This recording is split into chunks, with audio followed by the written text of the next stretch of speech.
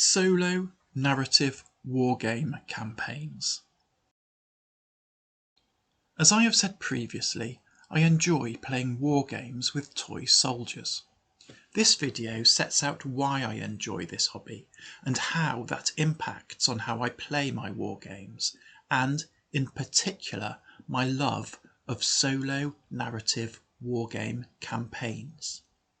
Now, my interest in toy soldiers has always been in actually playing with them. I am not particularly interested in model making or painting figures. No, what I enjoy is fighting mock battles on the tabletop. And there are two main reasons I enjoy this. The first reason is that I am interested in historical weapons and warfare, and playing a well-designed wargame allows me to get a better feel for the effectiveness of weapons and the best ways of using them. Playing out different scenarios or trying out different tactical approaches to a particular scenario allows me to do this in a manner that I find intellectually satisfying.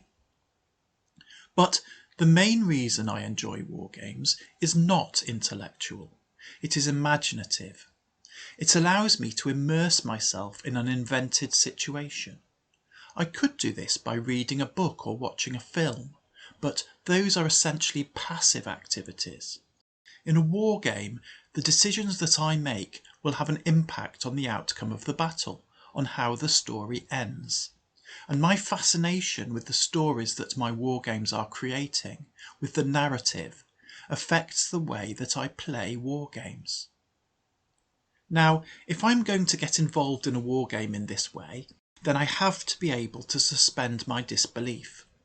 This is harder to do if I am playing with unpainted figures on a playing area where books are serving as hills and coffee mugs as castle towers. So I do crudely daub some paint on my figures and try to use scenery that vaguely resembles what it is supposed to represent, just to get me over that threshold to the point where my imagination can kick in. I tend to use smaller figures, 20mm rather than 28mm for example, or 3mm rather than 6 or 10mm, because not only are they cheaper, but at smaller scales a cruder paint job will suffice to support my imagination. Also, smaller figures require a smaller playing area.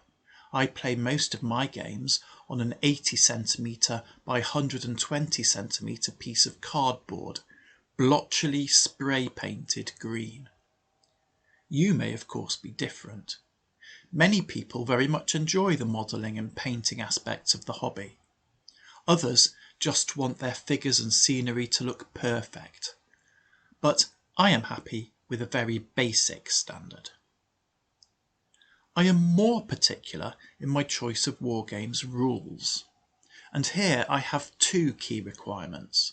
Firstly, outcomes need to be realistic, or at least in accordance with what I consider to be realistic, based on my understanding of history and my personal prejudices. And secondly, rules need to be streamlined. I am not interested in a detailed blow-by-blow simulation of combat that requires half an hour of extracting statistics from 15 different tables and mathematically combining them all, followed by multiple die rolls to get the result of a single combat. That is not conducive to becoming imaginatively immersed in a game. I need a game that keeps moving and developing. Now, where the balance between historical credibility and fast-paced gameplay lies is a very personal choice, and that is one reason I prefer to write my own rules. So, I have some figures, some scenery, and some rules. But the most effective way I can get imaginatively involved in a game is if it is part of a campaign. In this way, every figure, every unit on the table has a history and a personality. That personality will then be reflected in how they respond to the particular circumstances they may find themselves in on the battlefield, and those responses will determine how their future story unfolds, or if they have a future story at all. Now, I could do all this with another person, but actually I find solo wargaming works very well for me. I don't need to produce figures or scenery that come up to someone else's standards, which, let's face it, would probably be higher than mine. I can use my own idiosyncratic rules and change them, even mid-game, if they are not working as I would like. There is no competitive element, so I can allow the tactics and course of a battle to be driven by the characters of the combatants as I envisage them, rather than by trying to exploit the rules to win the game. And I can play whenever I like, for as long as I like. The best way to show how I work this in practice is to look at an example campaign. Elsewhere on this channel is a series of 10 videos called The History of the Harrietenberg and its Environs. The genesis of these videos was a solo wargame campaign that I played. The campaign started because I was reading about the Revolutionary and Napoleonic Wars and was inspired to try to write a set of wargames rules for that period. Having written the rules, clearly the next thing was to play games using them. In fact, the rules evolved continuously throughout the campaign as they were revised in the light of experience. The history of the Harrietenberg and its environs is explicitly an imaginary history of some imaginary countries. There were two reasons for this. Firstly, I had no interest whatsoever in researching detailed Napoleonic-era uniforms and painstakingly painting models to match, probably only to then discover that I'd got it wrong. Secondly, I wanted the campaign to be a story of warfare between nations, and I wanted it to be a new story that would reveal itself over the course of the campaign. But the history of the Revolutionary and Napoleonic Wars is well known, so any such campaign would have to be ahistorical and imaginary to some extent. I prefer the freedom of fighting a fully fictional war between invented countries to that of trying to create an alternative history. And, for some reason, the idea of a unit called the Pink Hussars, a dashing regiment of mustachioed light cavalry, had become stuck in my head. I don't know where that particular name came from, but I wanted to create that unit and find out what happened to it. I had decided to use 3mm figures because they were cheap and so small that no one would expect me to start painting epaulets or even faces on them. So I bought a few bags of figures and then I drew a map. To be honest, the map pretty much drew itself. I started by drawing a river and then a few hills and mountains where they seemed vaguely geographically appropriate. I put in some towns and roads, and then put some forests where the towns weren't, in the more remote areas. And then I divided it up into some countries.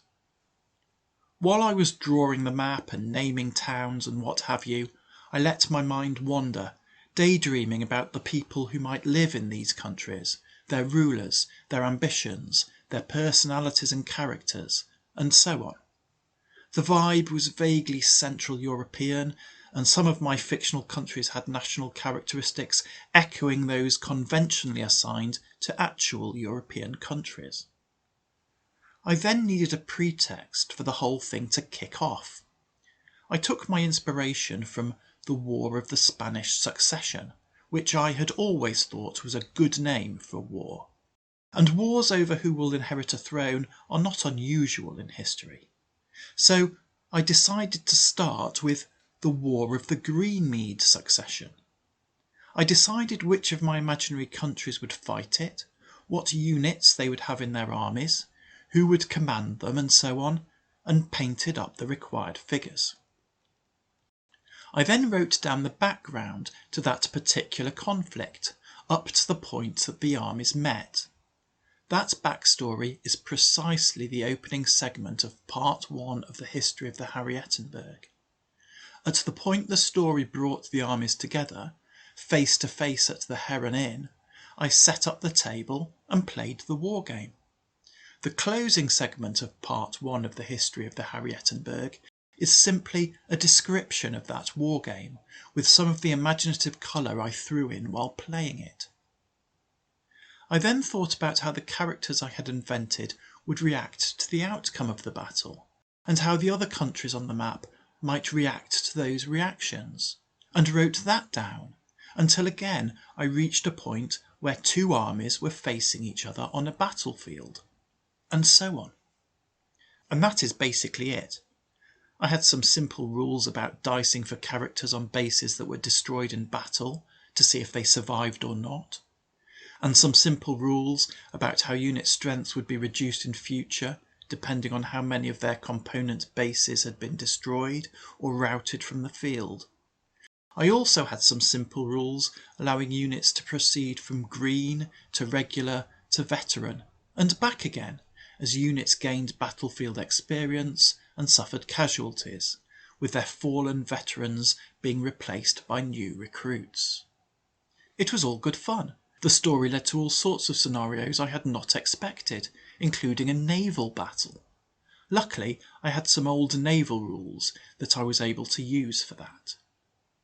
I made videos of each part because I had put a fair bit of work in, and I wanted to record the imaginary history that I had created, chiefly for my own satisfaction.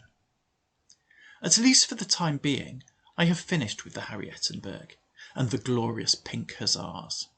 My next project is another narrative campaign, but with greater scope. I am attempting to produce an entire history of a Tolkien-esque world populated by dwarves, elves, men, orcs, and whatever. The one thing that will be missing is magic.